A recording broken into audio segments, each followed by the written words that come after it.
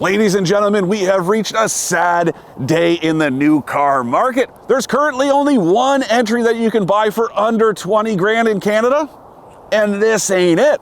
That's the bad news. The good news is this Elantra is an excellent option in spite of its too high price tag.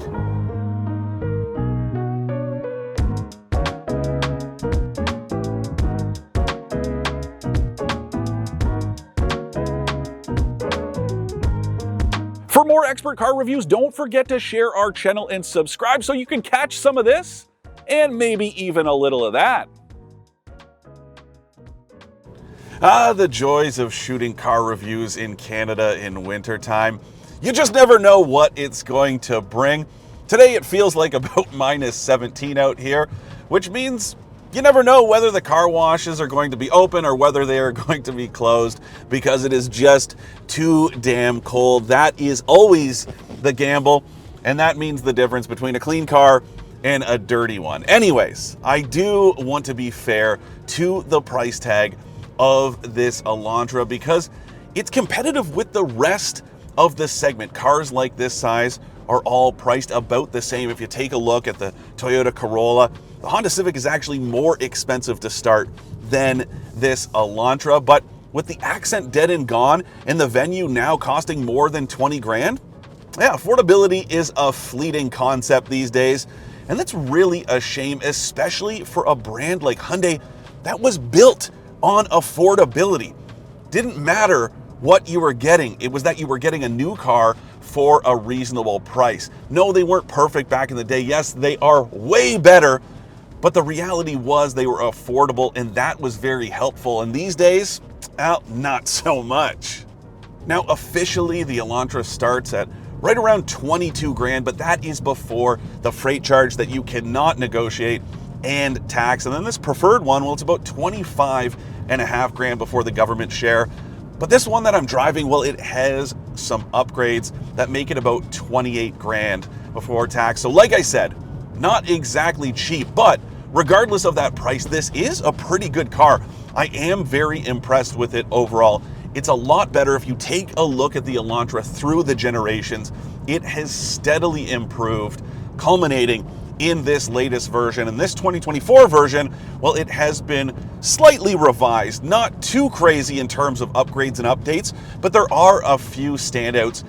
And I gotta be honest with you guys, I wasn't crazy about the pre-facelift styling.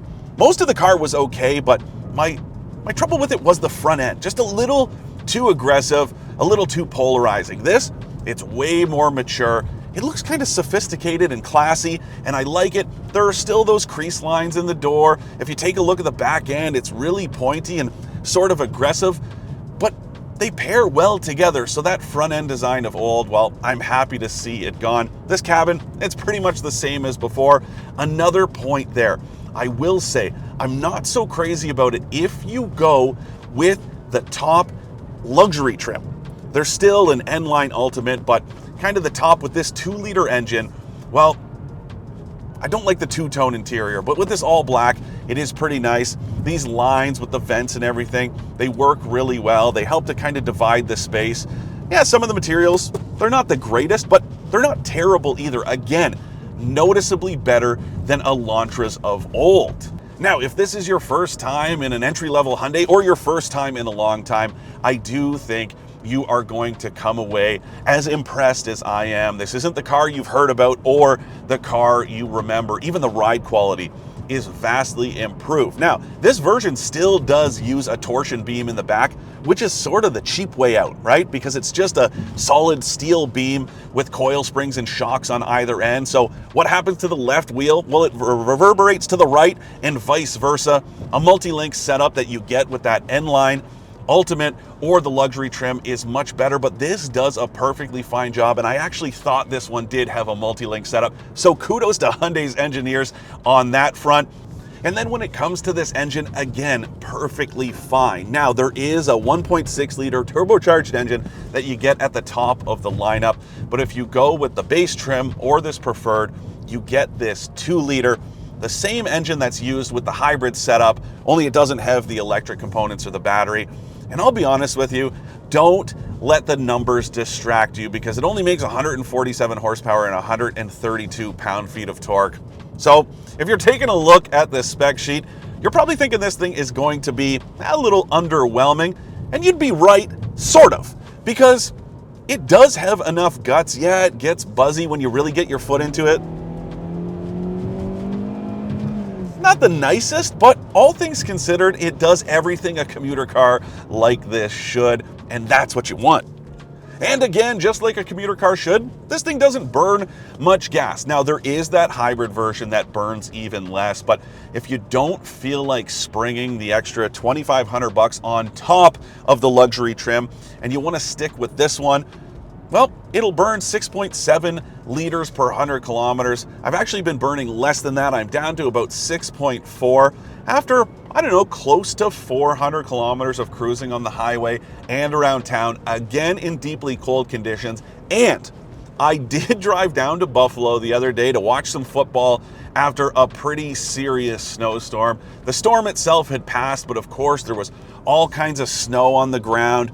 Conditions weren't ideal, and this thing still was super efficient. I was very impressed with that.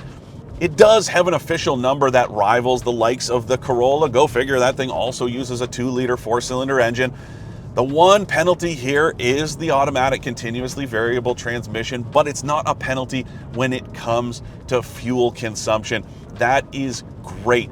You don't want to see a little car like this burning more gas than it should. That's one reason to avoid the 1.6 liter.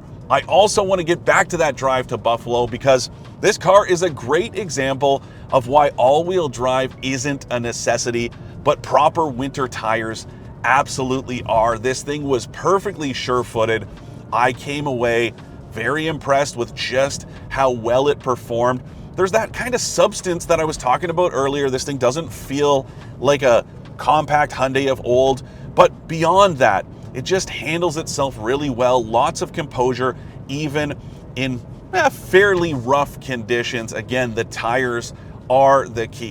One trouble spot, the steering is pretty light and lifeless, and that gets worse when you're cutting through the snow and slush that tends to build up in intersections and at the mouths of driveways. But other than that, as long as you are gentle with the throttle, you know how to drive in wintertime.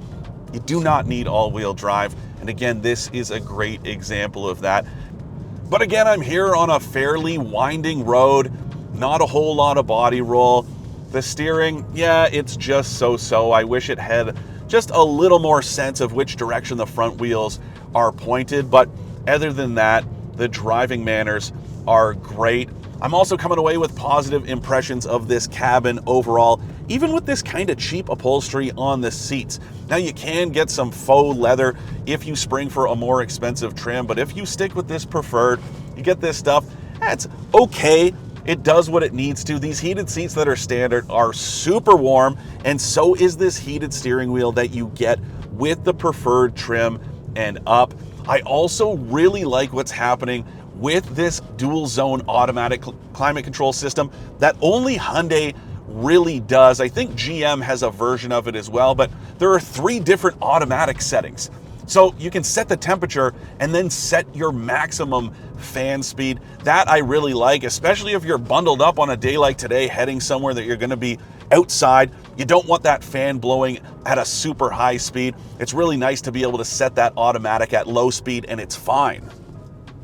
Anyway, aside from those heated seats that are, I don't know, pretty common these days, there isn't much to get excited about when it comes to features lower in the lineup. And really, if you take a look at the entire lineup. Now, the base trim, it has an 8-inch touchscreen. So does this preferred until you spring for the tech pack that this tester has. So it's got this 10.25-inch touchscreen and a 10.25-inch instrument display.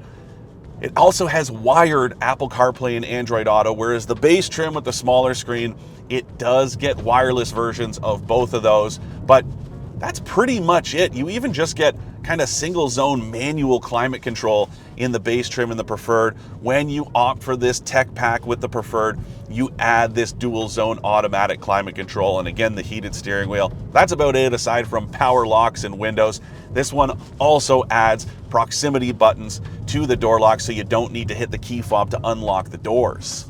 Now you also get this sunroof with the preferred package, but that is really it. As far as positioning within the lineup, it's not so bad, but again, when you take a look at the price tag, I did want to see just a few more features to help set this Elantra apart, because if you want those extra features, you're going to spend over 30 grand on one of the more expensive trims, and even then, there's not a ton of stuff. You can't get extras like heated rear seats that you can get in rivals like the Toyota Corolla. And the same sort of applies to the advanced safety features. Every trim does have a few, so there's lane departure warning and keeping assistance, as well as some steering help. There's automatic high beam control, but that's really it. Now this one I'm driving, it does have blind spot monitoring with rear cross traffic alert, as well as a safe exit assist system. So if you're street parked and you're about to get out, it'll warn you if a vehicle is approaching from behind. But that's about it. If you want adaptive cruise control or even forward collision warning, you have to buy one of the more expensive trims. And I don't like to see that, because again, a rival like the Toyota Corolla does much better with a full advanced safety suite across the entire lineup. I really would be happier to see that here, but the features here, again, not terrible, especially for the positioning, but not so much the price.